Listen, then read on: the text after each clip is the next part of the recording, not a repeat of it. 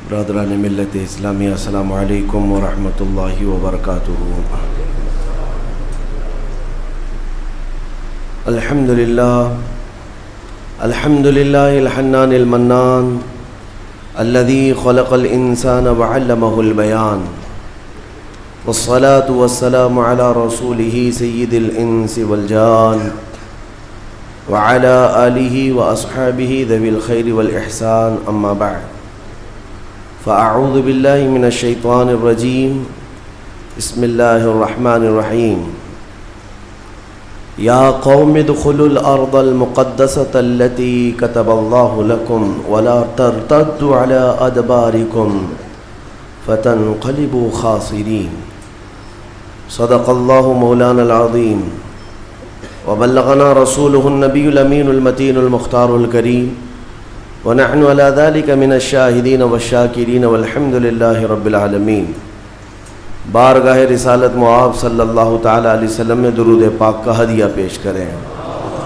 اللہم صلی علی سیدنا و مولانا محمد معدن الجود والکرم وآلہ واصحابہ الکرام وابنہ الکریم وبارک وسلم صلاة دائمة سرمدا ابدا۔ عزیزان گرامی وقار، آج جمعۃ الوداع ہے، رمضان المبارک کا یہ آخری جمعہ۔ آج کے دن بے حساب لوگوں کی مغفرت ہوتی ہے۔ رمضان المبارک میں جتنے لوگ بخشے گئے ہر رات، ان ساری راتوں میں جتنے بخشے گئے ان کے برابر آج کے دن مغفرت ہوتی ہے۔ اور اللہ کے ملائکہ زمین پر اترتے ہیں مومنین سے مصافحہ کرنے کے لیے۔ اور ہمارے لیے حسن اتفاق یہ ہے کہ کل لیلۃ القدر بھی تھی اور اسی کا 27واں روزہ جمعۃ الوداع کی شکل میں ہمیں ملا ہے۔ قرآن جس کے بارے میں فرما رہا ہے تنزل الملائکۃ والروح فیہا بإذن ربہم من کل امر، یعنی لیلۃ القدر کے بارے میں اللہ فرماتا ہے کہ تم کیا جانو کہ لیلۃ القدر کیا ہے؟ 1000 راتوں سے افضل ایک رات ہے، جس رات اللہ نے اپنا قرآن اپنے حبیب پر اتارا، بلکہ قرآن کو لوح محفوظ پر اتارا گیا لیلۃ القدر میں پہلی بار، ایک بارگی اللہ نے اپنے علم پاک سے لوح محفوظ پر اتارا۔ اور پھر اس سورہ میں یہ فرمایا گیا کہ جبرائیل امین اور سارے فرشتے اترتے ہیں، تنزل الملائکۃ والروح فیہا، اس رات کو اترتے ہیں، اور پوری رات وہ اللہ تبارک و تعالیٰ کے حکم سے سلام بھیجتے رہتے ہیں مومنین کو۔ میرے عزیزو، قرآن کی صاف آیت میں اگر دیکھا جائے جبرائیل سید الملائکہ ہیں، رسول ملائکہ میں بھی افضل ہیں، یعنی تمام فرشتوں کے سردار۔ ان کا کام پچھلے انبیاء اکرام علیہ السلام کو اللہ کے پیغامات پہنچانا، یہاں تک کہ میرے آقا صلی اللہ علیہ وسلم کی زندگی میں بھی۔ تو حضور کی زندگی پاک میں آپ کا آنا جانا کثرت سے ہوتا رہا، وہی لے کر آتے، پیغامات لے کر آتے، لیکن آپ کے بعد پھر کوئی نبی نہیں آئے گا۔ حضور پاک صلی اللہ علیہ وسلم کے بعد اب کوئی نبی آنے والا نہیں قیامت تک۔ پھر جبرائیل حضور پاک صلی اللہ علیہ وسلم کی ظاہری وفات کے بعد اگر جبرائیل امین اس زمین پر کبھی آتے ہیں تو وہ صرف لیلۃ القدر میں آتے ہیں۔ آج بھی آتے ہیں۔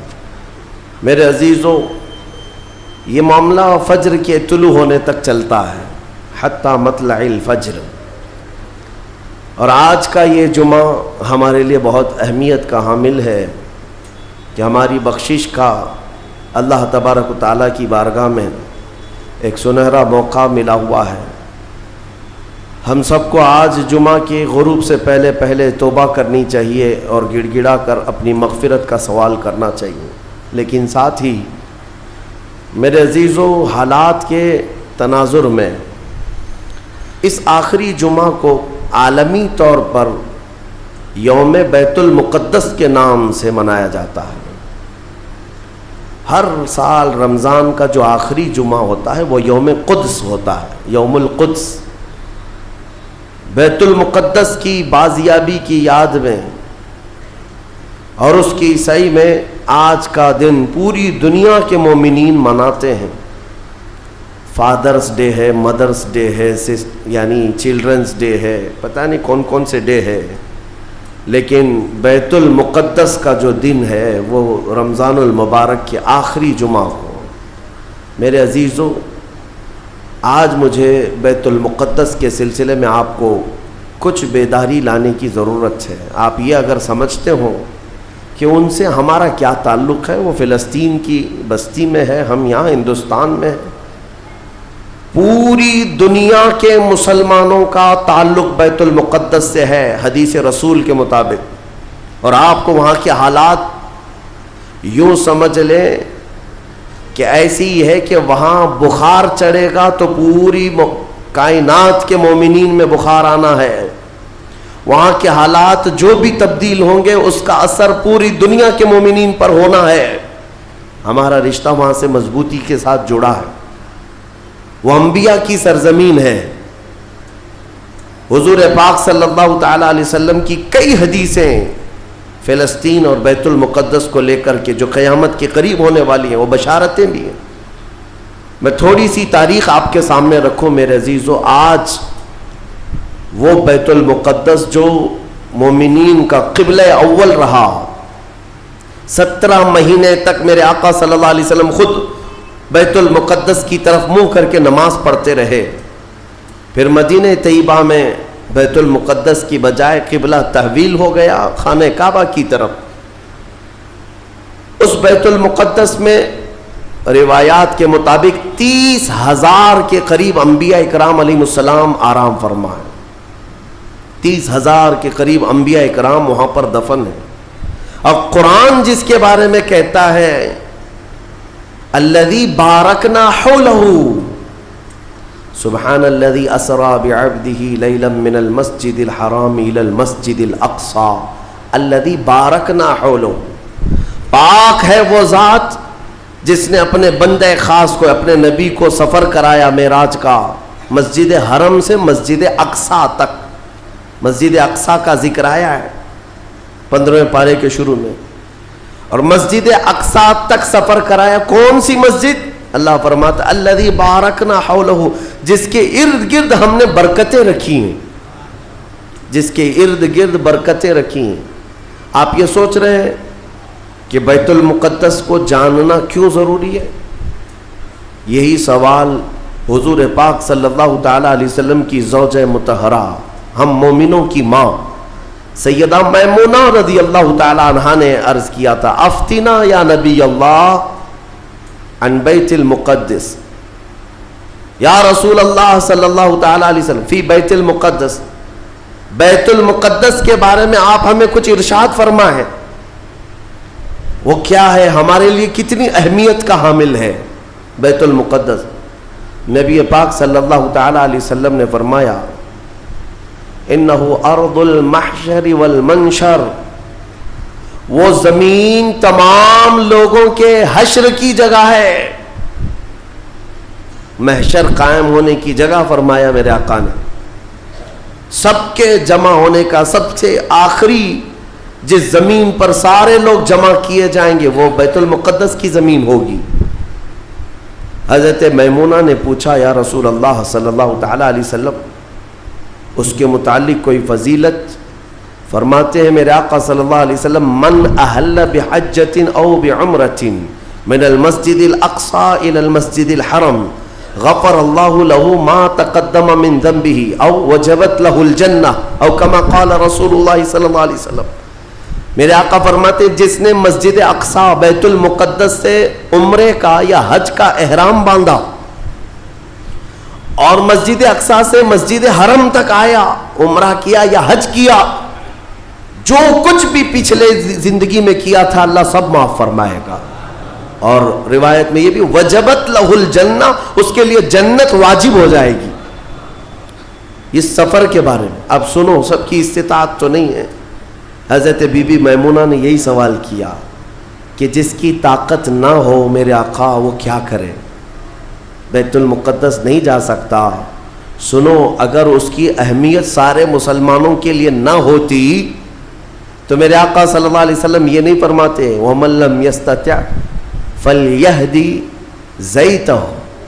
حضور صلی اللہ علیہ وسلم فرماتے ہیں اگر کسی کی طاقت نہیں ہے تو وہ تھوڑا تیل تو اس کے پاس ہو سکتا ہے، وہ تیل ہدیہ کر کے بیت المقدس بھیجے، تاکہ بیت المقدس میں تمہارے بھیجے ہوئے تیل سے اگر چراغ بھی جلایا گیا یہ ثواب اس کو بھی ملے گا، عمرے کا ثواب ملے گا۔ یہ حدیث پاک میں ہے کہ اگر تمہارے یہاں سے ہدیہ کیے ہوئے بھیجے ہوئے تیل کو بیت المقدس میں کسی نے چراغ میں روشن کیا تو فرمایا گیا اس کے برابر اسے بھی ثواب ملے گا۔ یہ یوں ہی نہیں میں عرض کر رہا ہوں میرے عزیزو، اس کی اہمیت کا اندازہ آپ کو ہونا چاہیے، اور قیامت قریب کیسے آئے گی اس کے متعلق بھی حالات یہی میرے آقا نے فرمایا عمران بیت المقدس خراب یثرب وخراب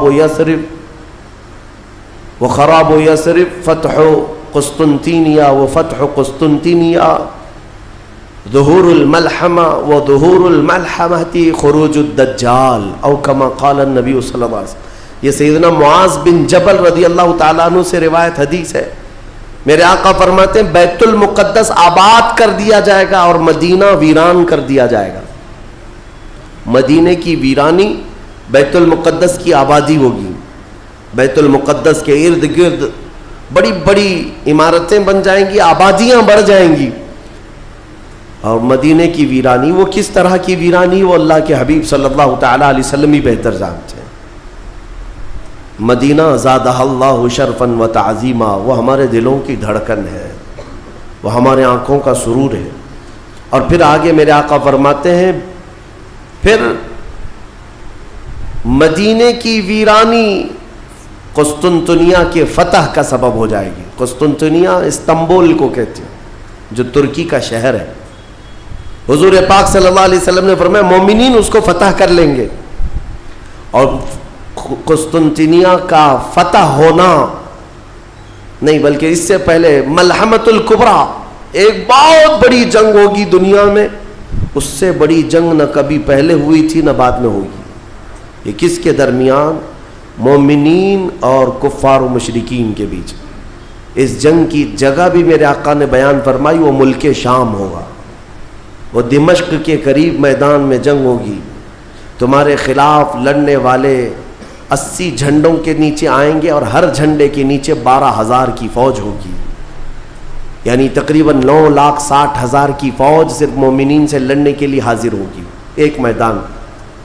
اس میں جو مومنین مسلمان جتنے جائیں گے وہ کتنی تعداد ہے وہ اللہ بہتر جانے، لیکن میرے آقا نے فرمایا پہلے دن 1/3 حصہ میدان چھوڑ کر بھاگ جائے گا مسلمانوں کا، اور حضور پاک فرماتے ہیں وہ پورے روئے زمین کے سب سے بدترین لوگ ہوں گے، ان کی توبہ کبھی نہیں قبول ہوگی۔ جو میدان چھوڑ کر بھاگ چکے ہوں گے ان کی توبہ کبھی نہیں قبول ہوگی۔ دوسرے دن 1/3 جماعت 1/3 جماعت مومنین کی شہید ہو جائے گی، سب قتل ہو جائیں گے، اور حضور فرماتے ہیں وہ روئے زمین کے سب سے اعلیٰ قسم کے شہداء ہوں گے، سب سے افضل شہداء ہوں گے۔ اور میرے آقا صلی اللہ علیہ وسلم فرماتے ہیں 1/3 حصہ مسلمانوں کا باقی ہوگا، اللہ رب العزت اسی ٹکڑے کو فتح عظیم عطا فرمائے گا، فتح سے ہمکنار ہوں گے۔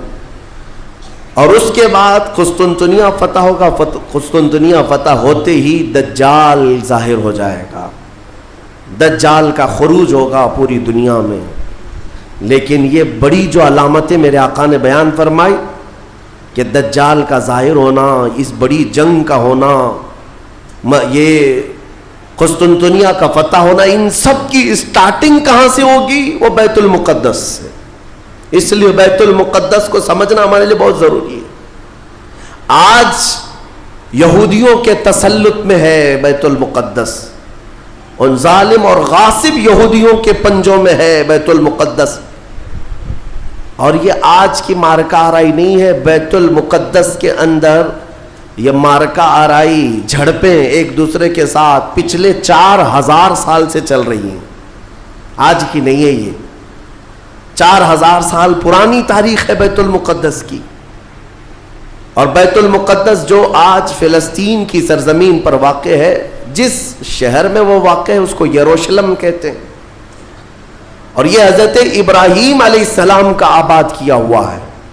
سیدنا ابراہیم علیہ السلام عراق کے رہنے والے تھے. عراق کے دریائے فرات کے قریب ایک چھوٹی سی بستی تھی بابل کے قریب، وہاں سے ہجرت کر کے ابراہیم علیہ السلام فلسطین آئے اور وہاں ان کی اولاد ہوئی. ابراہیم علیہ السلام پوری دنیا میں 2 مقدس سرزمینوں کو آباد کرنے والے نبی ہیں.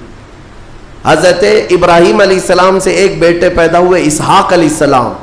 اسحاق علیہ السلام کو حضرت ابراہیم علیہ السلام نے فلسطین میں آباد کر دیا، اور دوسرے بیٹے ابراہیم علیہ السلام کے سیدنا اسماعیل علیہ السلام، اور حضرت اسماعیل علیہ السلام کو مکۃ المکرمہ میں آباد کیا. ابراہیم علیہ السلام کے 2 بیٹے 2 مقدس سرزمینوں کو آباد کرنے والے ہیں. ایک مکہ کو آباد کرتے ہیں اور ایک فلسطین بیت المقدس کو آباد کرتے ہیں. اور بنی اسرائیل اسی خاندان کو کہتے ہیں. ابراہیم علیہ السلام کے نیچے جو خاندان آیا، حضرت یعقوب علیہ السلام کی اولاد، اور تقریباً سارے انبیاء کرام علیہ السلام جو بنی اسرائیل کے ہیں وہ اسی فلسطین کی سرزمین میں پیدا ہوتے رہے یا پھر ہجرت کر کے وہیں آئے. بڑے بڑے اگر نبیوں کا نام میں اگر ذکر کروں یہ سب فلسطین میں ہیں. حضرت ابراہیم علیہ السلام، حضرت اسحاق علیہ السلام، حضرت یعقوب علیہ السلام، حضرت یوسف علیہ السلام، حضرت داؤد علیہ السلام، حضرت سلیمان علیہ السلام، حضرت زکریا علیہ السلام، حضرت موسیٰ علیہ السلام، حضرت عیسیٰ علیہ السلام، حضرت یحییٰ علیہ السلام، یہ سب کے سب وہیں بیت المقدس کے ارد گرد آباد. وقت کے جلیل القدر پیغمبر بلکہ یہ رسولان اعظام ہیں، یہ سب فلسطین کی سرزمین پر آباد رہے. اس سے آپ اندازہ کر سکتے ہیں کہ وہ زمین کتنی برکت والی ہوگی، وہ زمین کتنی متبرک ہے.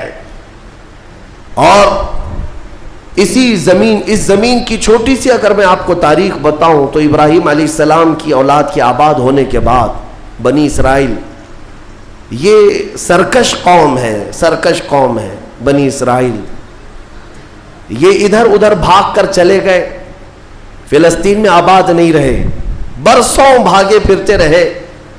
پھر موسیٰ علیہ السلام کا جب زمانہ آیا تو اللہ تعالیٰ نے آپ کو حکم دیا، اے موسیٰ آپ اپنی قوم کو لے کر اس ارض مقدس میں جائیں. مقدس سرزمین، قرآن میں بھی اللہ نے اس کو مقدس سرزمین فرمایا.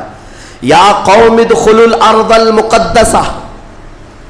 موسیٰ علیہ السلام نے کہا ہے میری قوم چلو مقدس زمین پر جاتے ہیں، اور پیٹ پھیر کر بھاگنا مت ورنہ خسارے میں آؤ گے، نقصان میں آؤ گے. جو اس مقدس سرزمین سے پیٹ پھیر کر بھاگے گا وہ بڑے گھاٹے میں رہے گا. قرآن کا فرمان ہے. ان کی قوم جو ہے موسیٰ علیہ السلام کی، اس نے جواب کیا دیا جانتے ہیں؟ بیت المقدس کی طرف موسیٰ علیہ السلام بلا رہے تھے تو وہاں ایک دوسری قوم آباد تھی، قوم عمالقہ. وہ اونچے چوڑے لوگ تھے، بڑے ہٹے تگڑے لوگ تھے. موسیٰ علیہ السلام کی قوم گھبرا گئی اور کہا کہ ہم نہیں آئیں گے. قالوا انا لن ندخلها ابدا ما داموا فيها. جب تک یہ قوم اس زمین پر ہے ہم نہیں آئیں گے. موسیٰ علیہ السلام بلانے لگے، چلو ان سے لڑائی کریں گے، اللہ تعالیٰ فتح عطا کرے گا. تو انہوں نے کہا اذهب انت وربك فقاتلا انا هاهنا قاعدون. موسیٰ آپ اور آپ کا خدا جا کر اس قوم سے لڑیں، ہم بیٹھ کر دیکھیں گے لڑائی کیسی ہوتی. ان کی قوم کا جواب یہ تھا. تو موسیٰ علیہ السلام نے اللہ رب العزت کی بارگاہ میں اپنا عذر پیش کیا تو رب تعالیٰ نے فرمایا، اللہ تعالیٰ نے اب سزا کے طور پر اس قوم کے اوپر فرماتا ہے فَإِنَّهَا مُحَرَّمَةٌ عَلَيْهِمْ 40 سَنَةً يَتِيهُونَ فِي الْأَرْضِ. اب 40 سال تک ان میں کا کوئی بندہ اس مقدس سرزمین پر داخل نہیں ہو سکے گا. اللہ نے حکم فرمایا 40 سال ان پر یہ زمین حرام کر دی گئی، وہی بنی اسرائیل پر اندر آ نہیں سکو گے اس بیت المقدس پر. اور اس کے بعد رب تعالیٰ نے فرمایا یہ بھٹکتے رہیں گے 40 سال. یتیہون فی الارض، میدان تیہ یہ صحرائے سینا آج بھی مصر کے وادیوں میں ہے. ہم گئے دیکھیں, پہاڑیوں کا ایک سلسلہ ہے, 100 کلومیٹر دور تک چین ہے پہاڑیوں کی, پہچان نہیں پائیں گے. اگر کسی ایک پہاڑی کے بیچ میں چھوڑ دیا جائے تو زندگی پر بھٹکتا رہے. تو اس بنی اسرائیل کو ان پہاڑیوں کے بیچ میں چھوڑ دیا گیا, ان کو راستہ نہیں ملتا تھا. کب تک؟ 40 سال تک راستہ نہیں ملا, بھٹکتے رہے. وہ ان پہاڑیوں سے باہر آ ہی نہیں پاتے. ایک پہاڑ کراس کرتے, سامنے سیم دوسرا پہاڑ نظر آتا, اس کو کراس کرتے تیسرا بھی سیم ویسا ہی نظر آتا. 40 سال گزر گئے بھٹکتے ہوئے. پھر موسیٰ علیہ السلام کی بھی وفات ہو گئی, ہارون علیہ السلام کی بھی وفات ہو گئی. اب یہ جتنے نافرمان تھے یہ مر گئے. ان کی جو نئی نسل آئی, چھوٹے جو بچے تھے, اب وہ جوان ہوئے تو ان کی سوچ مثبت تھی, فکر اچھی تھی. اس وقت اس بنی اسرائیل کے نبی یوشع بن نون تھے, حضرت موسیٰ علیہ السلام کے خادم بھی رہے, یہ اللہ کے نبی تھے. انہوں نے اپنی قوم کو اکٹھا کیا اور سب کے دلوں میں پھر بات ڈالی, آج سے 40 سال پہلے تمہارے باپ داداؤں پر بیت المقدس کی سرزمین حرام کر دی گئی تھی, اب چلو. تو انہوں نے کہا قوم عمالقہ اب بھی ہے, وہاں پر لڑائی ہوگی. انہوں نے کہا چلو میں تمہارے ساتھ ہوں. جب وہ نکلے بیت المقدس کے راستے پر, وہی ہٹے کٹے لوگوں سے ان کا مقابلہ ہوا, قوم عمالقہ سے. صرف دوپہر سے عصر کے درمیان وہ پوری قوم شکست کھا کر بھاگ گئی اور اللہ نے بیت المقدس بنی اسرائیل کو عطا فرمایا. اللہ کے حکم پر اگر چل کر کے دیکھا ہوتا, یہیں بیٹھ کر کے ارے وہ بڑے تگڑے لوگ ہیں, اونچے لوگ ہیں, یہ بنی اسرائیل کی عادت ہے. پھر اللہ رب العزت نے انہیں وہاں پر قرار دیا بیت المقدس. یہ یہودی کہلا ہے, یہودی ایمان والے یہودی تھے جو بیت المقدس میں آباد تھے, برسوں تک رہے. اس کے بعد پھر حضرت عیسیٰ علیہ السلام کا ظہور ہوا, آپ کی ولادت ہوئی. عیسیٰ علیہ السلام کے ساتھ ان یہودیوں نے بڑی بدتمیزیاں کی ہیں, ان کے قتل کا بھی منصوبہ بنایا, ان کی ماں پر الزام لگائے. یہودی بڑی بدماش قوم, اور انہوں نے تقریباً 10,000 نبیوں کو قتل کیا ہے. اللہ کے نبیوں کو قتل کرتے تھے. اب اللہ رب العزت نے قرآن میں جن کے بارے میں فرمایا غضب اللہ علیہم, اللہ کا ان پر غضب ہے, اللہ کا ان پر غضب ہے, آج بھی غضب ہے. تھوڑے دن ان کے ازدہار کے آتے ہیں, ترقی کے آتے ہیں, تو دنیا کو ایسا لگتا ہے پوری دنیا کے بادشاہ یہی ہیں. پھر رب تبارک و تعالیٰ انہیں اوندھے منہ پھر گراتا ہے. ذلت ان کا ساتھ قیامت تک نہیں چھوڑے گی, قیامت تک نہیں.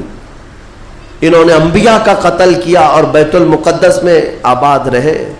تو پھر ایک بادشاہ ایسا آیا عراق کا, بخت نصر نام تھا, وہ آ کر کے بیت المقدس پر ایسا حملہ کیا کہ اس نے ہزاروں یہودیوں کو قتل کیا اور بیت المقدس کی عمارتیں توڑ پھوڑ کر رکھ دی. جو حضرت سلیمان علیہ السلام کے زمانے میں عمارت بنی تھی بیت المقدس کی. ہاں یہ بھی میں بتا دوں اس کی تاریخ کیا ہے. حضرت سلیمان علیہ السلام بادشاہ تھے, اللہ تعالیٰ نے حکم دیا کہ تم تعمیر کرو. تو بیت المقدس جب تعمیر کرنے لگے تو کس کی مدد سے؟ جنات کی مدد سے آپ تعمیر کر رہے تھے. سارے جنات کو کام پر لگا دیا تھا, اور سارے جن صبح شام دوپہر کام پر لگے تھے اور مسجد بنا رہے تھے بیت المقدس. اور اتفاق ایسا کہ حضرت سلیمان علیہ السلام سے وہ خوب خوف کھایا کرتے تھے. جب تک آپ کھڑے رہتے کام کرتے, اگر سلیمان علیہ السلام چلے جاتے تو سب بھاگ جاتے تھے, کام چھوڑ کر بھاگ جاتے تھے. تو سلیمان علیہ السلام اپنا عصا لے کر کے کھڑے رہے اور کام کرانے لگے. اب اتفاق ایسا ہوا کہ سلیمان علیہ السلام دن میں بھی نہیں جا رہے, رات میں بھی نہیں جا رہے, کھڑے ہی کھڑے ہیں, اور دن رات ان کا کام چالو ہے. لیکن ہوا یہ تھا کہ سلیمان علیہ السلام کی وفات ہو چکی تھی. کھڑے کھڑے آپ کا انتقال ہوا ہے حضرت سلیمان علیہ السلام کا, اور اپنے عصا کے سہارے کھڑے رہ گئے انتقال کے بعد بھی. یہ صرف اور صرف نبوت کی شان ہے, یہ صرف نبیوں کی شان ہے. قرآن میں ہے, اللہ تعالیٰ نے فرمایا فلما تبینت الجن, جنات کو کب معلوم ہوا پتا ہے؟ دیمک نے حضرت سلیمان علیہ السلام کی لکڑی کو کھا لیا. یہ جو عصا تھا دیمک کھا گئی، دیمک کھانے کی وجہ سے لکڑی ٹوٹی، تو لکڑی ٹوٹنے کے بعد حضرت سلیمان علیہ السلام زمین پر آ گرے، تب جنات کو پتا چلا ان کا تو کب کے انتقال ہو چکا ہے، اور اس وقت تک بیت المقدس کی تعمیر ہو چکی تھی، ہاں جس کو روایات میں ہیکل سلیمانی بھی کہا گیا ہے۔ بیت المقدس، ہیکل سلیمانی، یہ الگ الگ ووادت جو معاملات ہیں، میں اس کو پھر کبھی عرض کرتا ہوں۔ یہ تعمیر مکمل ہوئی اور وہی یہودیوں کے لیے مقدس جگہ، اور بخت نصر نے جس کو توڑا وہی ہیکل سلیمانی تھا، اور اس کے نیچے بہت ساری ان کی مقدس کتابیں جس سے جادو کرتے تھے وہ سب دفن کر دی گئیں۔ سلیمان علیہ السلام کی کرسی وہ بھی دفن کر دی گئی۔ آج بھی یہ یہودی جو کھدائی کر رہے ہیں اسی کرسی کو تلاش کرنے کے لیے، اپنی باقیات، وہ جادو کی کتابیں تلاش کرنے کے لیے آج بھی یہ کھدائی کر رہے ہیں بیت المقدس کے ارد گرد۔ اور یہ جو تھرڈ ٹیمپل کہتے ہیں، تیسرا مندر تعمیر ہونا ہے، وہ تھرڈ ٹیمپل کا مطلب یہی ہیکل سلیمانی کو انہیں بنانا ہے، بیت المقدس کو ہدم کر کے، منہدم کر کے۔ یہ جو مسجد اقصیٰ ہے اس کو ختم کر کے انہیں وہاں پر تھرڈ ٹیمپل بنانا ہے، یہ ان کا خواب ہے۔ یہودی وہاں سے قتل ہوئے، عیسائیوں کا قبضہ آیا، عیسائی تقریباً 300 سال تک آباد رہے۔ پھر ایک بادشاہ آیا، ایران کا بادشاہ تھا خسرو، اس نے بدلہ لیا اور اس کے بعد یہودیوں کو پھر سے آباد کیا۔ پھر اس کے بعد ٹائٹس نام کا ایک عیسائی بادشاہ آیا، اس نے پھر دوبارہ بیت المقدس پہ حملہ کیا، اس نے قریب 1 لاکھ کے قریب یہودیوں کو پھر قتل کیا۔ یہ قتل کون کر رہا ہے؟ عیسائی یہودی، اور دہشت گرد کوئی اور ہے۔ ہاں پہلے زمانے کے دہشت گرد ہیں یہ، پرانے دہشت گرد، ایک ساتھ جینوسائیڈ کرنا، جو نسل کشی کرنا، یہ یا تو عیسائیوں کا کام ہے یا یہودیوں کا کام ہے۔ ان کو قبضہ ملتا تھا تو ان کو مارتے، ان کو قبضہ ملتا تو ان کو مارتے۔ ٹائٹس نے پورا تباہ کر دیا۔ پھر بیت المقدس میں اس نے غلاظت ڈال دی، کچرے ڈال دیے، بہت کچھ برباد کرنے کے بعد یہودی وہاں سے نکل گئے۔ پھر میرے عزیزوں، وہ عیسائیوں کا تسلط ویسا ہی برقرار رہا، کب تک؟ جب تک سیدنا عمر ابن خطاب کا زمانہ آ گیا۔ اسلام کا یہ فتوحات کا سلسلہ تھا، میرے آقا کے غلام جس طرف جا رہے تھے زمینیں ان کے قدموں میں آ رہی تھی، یہ وہ دور تھا۔ تو حضرت عمر نے بھیجا کہ اب فلسطین کی طرف بھی ہمارے مجاہدین جائیں گے، اور وہاں عیسائی تھے، پوری دنیا کی خبر تو رکھتے تھے کہ کیا کیا ہو رہا ہے۔ رسول پاک صلی اللہ علیہ وسلم کے غلاموں سے لڑنے کی طاقت سب کے پاس نہیں، تو انہوں نے کہا کہ ہم لڑائی نہیں کریں گے، آپ آ جاؤ، آپ کے حوالے پورا بیت المقدس کر دیں۔ حضرت عمر کو خود ہی دعوت دے کر کے بلا لیا۔ اور جانتے ہیں ان عیسائیوں کی خباثت، یہ بڑے نرم دکھتے۔ اس وقت قبۃ الصخرہ، جس کو آپ ڈوم آف راک کہتے ہیں، یہ یلو کلر کا جو گنبد نظر آتا ہے، یہودی اس کو بڑا مقدس سمجھتے ہیں، بڑا مقدس۔ اس پر عیسائیوں نے پورے لوگوں کی غلاظتیں، کچرے ڈال کر کے رکھے تھے۔ اس زمانے میں کوئی دوسرا گنبد تھا وہاں پر، یہ تو پھر اموی خلیفہ کے زمانے میں یلو کلر کا پھر سے بنایا گیا، لیکن اس زمانے میں کچرا ڈال کر کے رکھتے تھے عیسائی، یہودیوں کو جلانے کے لیے۔ یہودیوں کی وہ مقدس جگہ ہے۔ پھر حضرت عمر فاروق رضی اللہ تعالیٰ جب تشریف لائے تو جانتے ہیں کہ شان سے آئے تھے سیدنا عمر فاروق، مدینہ طیبہ سے نکل کر کے اپنے ایک تنہا غلام کے ساتھ بیت المقدس گئے، کوئی فوج لے کر نہیں گئے، اور وہ بھی ایسے کہ غلام کے ساتھ باری لگا لیا ہے، 1 میل میں گھوڑے پر بیٹھوں گا، 1 میل تو گھوڑے پہ بیٹھے گا۔ سفر میں 1 میل حضرت عمر بیٹھتے تھے گھوڑے پر، غلام رسی پکڑ کر چلتا تھا، 1 میل غلام بیٹھتا تھا، عمر فاروق رسی پکڑ کر چلتے تھے۔ دنیا کا اقتدار میرے آقا کے غلاموں نے یوں نہیں حاصل کیا، انہوں نے خود ہی کو فنا کر دیا تھا میرے آقا کی محبت میں۔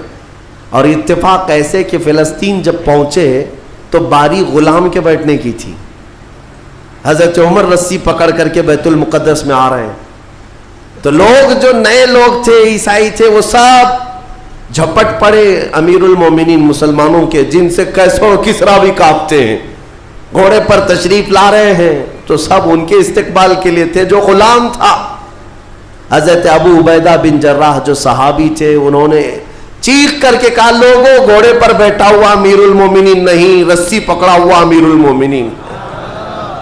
اس شان سے وہ آئے اور اپنے ہاتھوں سے اس گنبد کے اوپر موجود پوری غلاظت کو حضرت عمر نے صاف کیا تھا۔ بیت المقدس کے ارد گرد جتنا کچرا تھا اپنے ہاتھوں سے صاف کیا، اور پھر وہاں پر اذان کی آواز گونجی۔ سیدنا عمر فاروق رضی اللہ تعالیٰ عنہ نے ظہر کی نماز وہاں پڑھائی اور عام خطبہ دیا سارے لوگوں کو جمع کر کے، کہا اب گھبرانے کی ضرورت نہیں، اس ارض مقدس میں اسلام آ چکا ہے، جو عیسائی جو یہودی خوشی سے رہنا چاہے اس پر کوئی زور زبردستی نہیں، وہ اس ارض مقدس میں اقلیتوں کے اعتبار سے رہ سکتا ہے، اسے امن و امان دیا جائے گا، کسی کی عبادت گاہ نہیں توڑی جائے گی۔ میرے عزیزو، یہ اسلام کا احسان ہے۔ آج بھی جا کر کے دیکھیں فلسطین میں حضرت عمر کی سلطنت یعنی خلافت آنے کے باوجود بھی سب سے پرانا جو چرچ ہے عیسائیوں کا، وہ آج بھی فلسطین میں باقی ہے، بیت المقدس کے قریب۔ حضرت عمر نے منع کیا کہ ان کی عبادت گاہ کو ہاتھ نہیں لگایا جائے گا، توڑا نہیں جائے گا، سب کو امان دیا گیا ہے، سب کو امان دیا گیا ہے۔ اگر ایسے ہی ہمارا تسلط ہر جگہ ہو اور ہم مندروں کو توڑنے والے ہوتے تو 700 سالوں میں پتہ نہیں کیا کیا صاف کر چکے ہوتے۔ اسلام اس کی تعلیم دیا نہیں، تمہیں آزادی دی ہے کہ جو تمہارے ماتحت ہیں انہیں اپنی عبادت کرنے دے دیا جائے، ذمیوں کو جو اپنے دین میں قائم رہنا چاہتے ہیں انہیں چھوڑ دیا جائے گا، انہیں مارا نہیں جائے گا۔ حضرت عمر فاروق رضی اللہ تعالیٰ عنہ کے زمانے سے لے کر بیت المقدس مکمل اسلام کے دائرے میں رہا، یہ تقریباً 200 سال تک چلا، تقریباً 200 سال تک۔ پھر خلفاء جو آئے، فاطمی خلفاء، عباسی خلفاء، سلجوقی خلفاء، جو خلیفے تھے آپس میں ہی لڑ مر رہے تھے دولت کے لیے، پیسے کے لیے، علاقے کے لیے، ان کی آپسی لڑائیوں کی وجہ سے دوبارہ کمزوری آئی مسلمانوں کے درمیان، اور پھر سے صلیبی طاقتیں عیسائیوں کا پھر سے غلبہ ہو گیا، پھر سے بیت المقدس کو انہوں نے ہڑپ لیا۔ پھر 100 سال تک بیت المقدس پر ان کا راج چلتا رہا، 100 سال تک۔ پھر انہوں نے یہودیوں کو مارا، اور بیت المقدس میں جتنے مسلمان تھے سب کو عیسائیوں نے قتل کیا تھا۔ مسلمانوں کے خون کو فلسطین میں ایسا بہایا گیا تھا کہ لوگ چلتے تھے تو ہر ایک کا پیر خون سے بھیگ جاتا تھا، سڑکوں پر خون بہتا تھا انسانوں کا۔ عیسائیوں نے یہ قتل عام کیا تھا۔ 200 سال حضرت عمر فاروق رضی اللہ تعالیٰ عنہ کے فتح کے بعد، پھر 100 سال ظلم، جبر، استبداد کے بعد، پھر وہ وقت آیا کہ جب مولا تعالیٰ نے صلاح الدین ایوبی کو پیدا فرمایا، اور صلاح الدین جیسا جرنیل ہم نے تاریخ میں دیکھا نہیں۔ وہ عاشق رسول تھا، فنا فی الرسول تھا، زندگی سب وقف کر دیا تھا بیت المقدس کے نام پر۔ تقریباً 18 سال تک جنگلوں، بیابانوں، ویرانوں میں بھٹکتے رہے اپنی فوج کو لے کر، کتنوں سے مقابلہ کیا، اپنوں سے بھی غیروں سے بھی، کیونکہ جماعت کے غدار منافقین سے آپ کا بڑا مقابلہ ہوا ہے۔ سب سے زیادہ تکلیفیں حضرت صلاح الدین ایوبی کو یہ وہ ٹکڑے ٹکڑے جو بادشاہ ہوا کرتے تھے اور خلیفے بنے ہوئے تھے ان سے تھا، کیونکہ وہ عیاش تھے، اپنے حرم کو دنیا سے آباد کیے ہوئے تھے۔ صلاح الدین کو قتل کرنے کے منصوبے تک بنے، 4 بار جانی حملے ہوئے، پھر بھی اللہ جسے بچانا چاہے۔ صلاح الدین کا وہ دن بھی آ گیا جب 12,000 کی فوج لے کر 4 لاکھ صلیبیوں سے تنہا لڑ رہا تھا۔ کوئی مقابلہ ہو سکتا ہے؟ سوچو ذرا تاریخ میں، یہ میں اپنی لکھی ہوئی بات نہیں کر رہا ہوں، ایک انگریز تاریخ دان ہے، اس نے خود کتاب میں لکھا ہے کہ تاریخ کا ایک عجوبہ ہم نے دیکھا ہے کہ 4 لاکھ صلیبی عیسائی ایک جگہ تھے، پورا روم، یورپ سب امڑ آیا ہے، اور مقابل میں صرف اور صرف ایک سپہ سالار صلاح الدین 12,000 کا فوج لے کر آیا. 12,000. وجہ یہ ہے میرے عزیزوں 4 لاکھ وہ لائے ہوں گے کھانے پینے والے, لوٹنے کھسوٹنے والے, لیکن صلاح الدین کے ساتھ جو 12,000 تھے وہ جان کا ہدیہ گنبد خضرا میں پیش کرنے والے تھے. ان عاشقوں کی جماعت تھی. اور اللہ تعالیٰ نے صلاح الدین ایوبی کو فتح عطا فرمائی, پھر سے پرچم اسلام لہرایا. میرے عزیزوں یہ تاریخ تھی 6 صدی ہجری کی, اب یہ 15ویں صدی آ گئی ہے. 6 صدی ہجری سے لے کر بیت المقدس اذانوں سے گونجتا رہا, نمازوں سے آباد رہا, مومنین کا وہاں پر جمع غفیر رہا, لاکھوں کی تعداد میں لوگوں کا آنا جانا چلتا رہا, بلکہ بڑے بڑے جید علماء صالحین وہاں پر آباد ہوئے. امام غزالی رحمۃ اللہ تعالیٰ علیہ کر کے کتنے لوگوں کو اللہ نے ولایت ہے کہ بیت المقدس 800 سال کے قریب ہو گئے صلاح الدین ایوبی کو واپس لائے ہوئے, لیکن پچھلے 100 سال سے پوری دنیا کے یہودیوں کے اندر ایک یہ فکر پیدا ہوئی کہ ہماری ایک ریاست ہونی چاہیے, ہمارا ایک ملک ہونا چاہیے. یہ مارے پوری دنیا میں پھر رہے تھے. ہٹلر نے ان کو مارا تو امریکہ میں چلے گئے, امریکہ میں مارے گئے تو برطانیہ میں گئے, برطانیہ سے فرانس میں گئے, جگہ جگہ یہ تھوڑے آباد ہوتے رہے. اور اس کے بعد پھر ان کے اندر ایک تحریک پیدا ہوئی 18ویں صدی عیسوی میں کہ تمہاری اپنی ایک ریاست ہونی چاہیے. تو ان کی اپنی ریاست, اتنا اپنا ملک چاہیے کہاں, وہی مقدس زمین جو تمہارے باپ داداؤں کی ہے, کیونکہ یہودی یعقوب علیہ السلام کی اولاد میں اپنے آپ کو کہتے ہیں. تو اس سرزمین پر جانے کے لیے کوششیں کرتے رہے, لیکن فلسطین اس زمانے میں خلافت عثمانیہ کا حصہ تھی جو ترکی کے بادشاہ تھے. ترکی کے انڈر میں فلسطین آتا تھا, تو وہاں پر ان کی مجال نہیں تھی. لیکن ہوا یہ کہ 1914 سے 1918 کے بیچ میں فرسٹ ورلڈ وار ہوئی, دنیا کی سب سے بڑی جنگ, پہلی جنگ عظیم, جس میں ترکیوں نے جرمنی کا ساتھ دیا اور ہار گئے برطانیہ انگلینڈ کے مقابل میں. تو ہارنے کی وجہ سے ہوا یہ کہ ترکی کی ساری خلافت ختم ہو گئی, خلافت عثمانیہ کے ٹکڑے ٹکڑے ہو گئے. 50 ملکوں پر ان کی اکیلی حکومت تھی, سب ٹکڑے ہو گئے. ترکی کو سب ختم کر دیا گیا, خلافت ختم کر دی گئی. یہ 1920 میں خلافت ختم کر دی گئی, اور پھر برطانیہ انگلینڈ کے تسلط میں, اس کے قبضے میں فلسطین بھی آیا. یہ وہ زمانہ تھا جب ہمارا انڈیا بھی انگلینڈ کے انڈر میں تھا, ہمارا بھارت بھی. برطانیہ ہر ملک فتح کرتے ہوئے اپنے اندر لیتے جا رہے تھے, یہ انگریزوں کی عادت تھی. تو فلسطین بھی ان کے اندر میں تھا.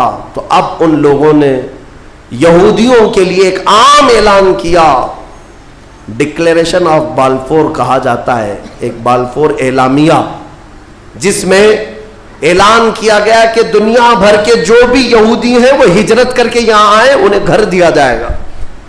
1921 سے پھر فلسطین میں ایک چھوٹی سی بستی میں ان کو بسایا گیا. 4000 لوگ پہلے آئے, 4000 لوگ آئے. پھر یہ ہجرت کا سلسلہ چلتا رہا یہاں تک کہ 1947 میں ان کی آبادی 36 لاکھ کے قریب ہو گئی. 30-35 لاکھ سے بڑھ کر کے آگے بڑھ گئے. اور اس کے بعد پھر 1948 میں ان ظالموں نے اقوام متحدہ UN کی مدد سے یہ اعلان کر دیا پوری دنیا میں کہ اب یہ فلسطین نہیں ہے, اس کا آدھا حصہ اسرائیل ہے, یہ ہمارا ملک ہے. بات در حقیقت یہ تھی کہ UN میں, اقوام متحدہ میں یہ بل پاس ہوا تھا کہ یہودیوں کو بھی رہنے دیا جائے, مسلمانوں کو بھی. اس فلسطین کے 2 ٹکڑے کیے جائیں گے, ایک مسلمان فلسطین بنائیں گے اور ایک یہودی اسرائیل بنائیں گے. آج بھی یہ اقوام متحدہ UN کا یہ بل آج بھی موجود ہے. اقوام متحدہ سے یہ بل پاس ہوا, یہودی تو مان گئے, لیکن پورے عرب کے مسلمان اس کے خلاف تھے کہ عربوں کے بیچوں بیچ ایک یہودی ریاست کیسے قائم ہو سکتی ہے, یہ ہمارا مقدس معاملہ ہے, مقدس سرزمین سے ہمارا تعلق ہے. احتجاج کرتے رہے لیکن ان یہودیوں نے مال کے ذریعے، عورتوں کے ذریعے سارے عرب ملکوں کے جو بادشاہ تھے ان تک اپنا تسلط جما لیا. کئی ایسے عرب بادشاہ ہیں جن کی بیویاں یہودی ہیں، ان کے گھروں تک یہ پہنچ گئے اور ان کو ایسا نیوٹرل کر دیا کہ اب وہ فلسطین کے بارے میں بات نہ کریں. ہوا یہ کہ اسرائیل تو بن گیا لیکن آج تک فلسطین نہیں بن سکا. فلسطین کا وجود دنیا نہیں دکھاتی، گوگل میں چیک کرو تو نہیں بتاتا، فلسطین کوئی جگہ نہیں.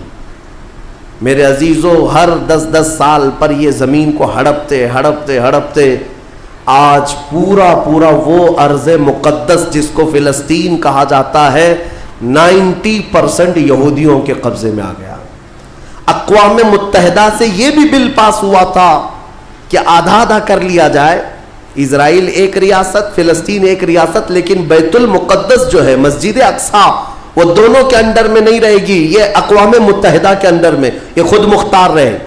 کیونکہ یہاں یہودیوں کا بھی تعلق ہے، عیسائیوں کا بھی ہے، مسلمانوں کا ہے، سب کو یہاں آنا جانے کی اجازت رہے گی، کسی کے انڈر میں نہیں رہے گا. یہ پاس ہوا تھا، لیکن آج حالات یہ ہے کہ اس بیت المقدس کی دیواروں پر، دروازوں پر یہ وحشی ظالم اسرائیلی بندوق تانے آج بھی کھڑے ہوئے. یہ جسے اندر جانے دیں وہ جائے گا. پوری دنیا اپنی آنکھوں سے دیکھ رہی ہے ان کی خیانت، ان کی غداری کو، لیکن کوئی ایک جملہ تک نہیں کہتا کہ اسرائیل دہشت گرد ہے. آپ کو میں ایک آنکڑے اگر بتاؤں تو آپ کے رونگٹے کھڑے ہو جائیں. انہوں نے فلسطین کے مسلمانوں میں سے اب تک 2.5 لاکھ صرف بچوں کو قتل کیا ہے ان اسرائیلیوں نے. آج بھی یہ ڈیٹا موجود ہے، انٹرنیٹ پہ موجود ہے، بڑی ویب سائٹس ہیں، انہوں نے شو کیا. اقوام متحدہ کی بھی رپورٹ موجود ہے کہ فلسطین کے کتنے مارے گئے. ان دونوں کی جنگ میں 24 لوگ اگر مارے جاتے ہیں تو 23 فلسطینی ہوتے ہیں، ایک اسرائیلی ہوتا ہے. پھر بھی دہشت گرد فلسطین ہے، آتنکواد فلسطین ہے. میرے عزیزو، یہ دنیا جو دوہرا کھیل کھیل رہی ہے اس کو کون بتائے گا آخر؟ وہاں جمعہ کی نماز پڑھنے کے لیے مومنین آج بھی جاتے ہیں، ان پر گولیاں برسا دی جاتی ہیں، لیکن ان جیال مسلمانوں کو ہزاروں سلام جو تلواروں کے سائے میں بھی میرے مولا کی عبادت خشوع و خضوع سے کرتے. میں خود گیا اور دیکھا ہوں، چھوٹے سے بچے، 6 سال کے، 8 سال کے بچے ملنے کے لیے آتے ہیں اور یہ پورے اسلحے میں لیس فوجی کھڑے رہتے ہیں. چھوٹا سا بچہ ان کی گن کو یوں گھماتا ہے اور مسجد میں اندر آتا ہے، ایسا لگتا ہے جیسے وہ کھلونے کو پکڑ رہا ہے. میرے عزیزو، یہ بھی حدیث پاک کے ذریعے سے میں بتاتا ہوں. میرے آقا صلی اللہ علیہ وسلم فرماتے ہیں میری امت کا ایک حصہ قیامت تک باطل سے لڑتا رہے گا، قیامت تک باطل سے لڑتا رہے گا، اور ان کی مخالفت کرنے والوں کا ان پر کچھ بھی اثر نہیں ہوگا، اور دنیا میں کوئی بلا بھی پھیلے تو اس جماعت پر کچھ اثر نہیں ہوگا. صحابہ نے پوچھا یا رسول اللہ آپ کی امت کا وہ حصہ کون ہے؟ میرے آقا فرماتے ہیں بیت المقدس کے آس پاس رہنے والے مومنین کی جماعت ہے. ان کی فضیلت میں میرے آقا نے فرمایا قیامت تک لڑتے رہیں گے، قیامت تک، اور ان کی خلاف کرنے والوں کا ان پر کچھ بھی اثر نہیں ہوگا. اور ہم دیکھ رہے ہیں، ارے بڑی عمارتیں ایک بم سے گرا دیا، دوسرے دن ان کے آس پاس ان کی گاڑیاں بھی چل رہی ہیں، دکانیں بھی چل رہی ہیں، بازار بھی چل رہا ہے. کل رات کو فائرنگ ہوئی، 50 لوگ بیت المقدس سے اٹھا کر کے لاشیں لے گئے. دوسرے دن جا کر کے دیکھے تو عصر کے بعد عورتیں اپنے بچوں کے ساتھ روٹیاں سینڈوچ کھاتی ہوئی بیٹھی ہوئی ہیں. مطلب یہ ہے کہ نہ موت کا ان کے اندر خوف ہے، نہ ظالموں کے تسلط کا ڈر ہے. ہاں یہ بھی اللہ تعالیٰ کی طرف سے ہوتا ہے کہ مولا جب کسی کا دل کشادہ کرے تو بڑے بڑے پہاڑوں سے بھی انہیں ڈر نہیں لگتا. اور ایک حدیث میرے آقا صلی اللہ علیہ وسلم نے فرمایا کہ سید البقاع بیت المقدس، سید الصخرۃ صخرۃ بیت المقدس. حضور نے فرمایا پوری روئے زمین کا سردار جو حصہ ہے وہ بیت المقدس کا حصہ، سردار حصہ. اور گنبدوں میں اگر سردار گنبد ہے تو بیت المقدس کا گنبد ہے، یہ میرے آقا نے فرمایا. اور حضور فرماتے ہیں تم دیکھنا کہ اخیر زمانے میں سارے لوگ اس زمین کی طرف ہجرت کر جائیں گے. جب ایسی ہجرت کا وقت آ جائے حضور فرماتے ہیں فَالْزَمْهُمْ، تم لازم پکڑ لینا اس جماعت کے ساتھ چلے جانا، کیونکہ خیر پوری دنیا میں صرف وہی ہوگا اور کہیں نہیں ہوگا. اور آج جو حالات دیکھ رہے ہیں نا، یہودیوں کا تسلط ہے، ان کا قبضہ ہے. میرے عزیزوں چند دنوں کی بات ہے، میں قرآن سے اور حدیث سے وقت ہوتا تو میں آج چونکہ یہ جمعۃ الوداع ہے اور یوم قدس کے نام سے پوری دنیا آج منا رہی ہے، اس لیے میں نے تمہارے سامنے یہ باتیں رکھی ہیں. بیت المقدس کیا ہے؟ بیت المقدس کے بارے میں میرے آقا صلی اللہ علیہ وسلم نے فرمایا یہ ہمیشہ اب یہودیوں کے تسلط میں نہیں جائے گا. یہ میرا یقین ہے. دنیا ٹل سکتی ہے مگر میرے مصطفیٰ کا فرمان نہیں ٹلے گا.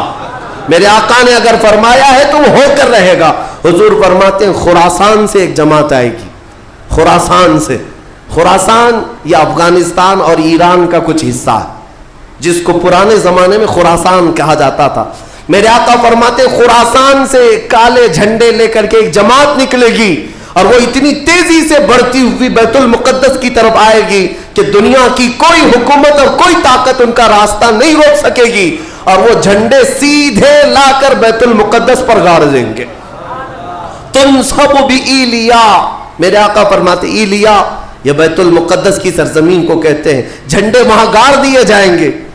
اور حضور اکرم صلی اللہ تعالیٰ علیہ وسلم نے یہ بھی فرمایا جب تم دیکھنا کہ یہ یروشلم بیت المقدس دار الخلافہ بن جائے. دار الخلافہ کا مطلب راجدھانی، حکومت کرنے کی جگہ بن جائے. میرے آقا صلی اللہ علیہ وسلم فرماتے ہیں فقد دنت الزلازل والبلایا والامور. حضور فرماتے ہیں تو پھر دیکھنا بڑے بڑے زلزلے آئیں گے دنیا میں. جب یروشلم کو راجدھانی بنا دیا جائے دار الخلافہ، بڑے بڑے زلزلے آئیں گے دنیا میں. والبلایا، اور بہت ساری بلائیں پھیلیں گی پوری دنیا میں. یہ وائرس یہ کنٹینیو آئیں گے، یہ مت سمجھنا کورونا چلا گیا. ہاں یہ سب اب کنٹینیو آنے والی ہیں بلائیں. پوری دنیا میں بلائیں پھیل جائیں گی اور اتنے بڑے بڑے معاملات ہوں گے جن کو تمہارے کانوں نے سنا نہیں ہوگا. حضور نے فرمایا. اور یہ دار الخلافہ سے کیا مراد ہے؟ محدثین نے اس میں الگ الگ بحثیں کی ہیں، لیکن میں آپ کو بتاؤں 2017 میں، ابھی 3-4 سال پہلے کی بات ہے، 5 سال پہلے ان یہودیوں نے اپنی راجدھانی ڈکلیئر کر دی. یروشلم ہے، بیت المقدس ہماری راجدھانی ہے. اور سارے سفارت خانے جتنے بھی ایمبیسی ہیں انہوں نے سب وہاں پر منتقل کرنا شروع کر دیا اور بیت المقدس کی سرزمین کو اپنا کیپٹل سٹی بنانے کا اعلان کر چکے. اور میرے آقا کی حدیث صادق آ رہی ہے جب وہ راجدھانی بنے گی اب بڑے بڑے زلزلے ہوں گے اور پوری دنیا میں بلائیں پھیلیں گی اور بڑے بڑے معاملات ہوں گے. اور پھر اس کے بعد میرے آقا صلی اللہ علیہ وسلم فرماتے ہیں ایک دور ایسا آئے گا کہ اللہ ان کو ذلیل و رسوا کر کے اس زمین سے نکالے گا اور ایک امام برحق کے جھنڈے تلے مومنین جمع ہوں گے. پوچھا گیا وہ امام برحق کون ہوگا؟ میرے آقا فرماتے ہیں وہ میری اولاد میں سے ہوگا، اس کا نام میرے نام پر ہوگا، اس کے باپ کا نام میرے باپ کے نام پر ہوگا اور اللہ اس کو امام مہدی کی شکل میں بھیجے گا. ہاں یہ زمانہ بہت قریب آ چکا، یہ زمانہ بہت قریب آ چکا. میں بارگاہ رب العزت میں آج جمعۃ الوداع میں یہی دعا کرتا ہوں کہ مولا اگر زندگی کی سانسیں باقی ہیں تو امام مہدی کی فوج میں ہمیں جگہ عطا فرما، ان کے جھنڈے تلے مولا ہمیں امن و امان عطا فرما دے. دنیا سے ظالموں کے چنگل سے مولا ایمان والوں کو آزادی عطا فرما، کفار و مشرکین کے تسلط سے مومنین کو آزاد فرما دے.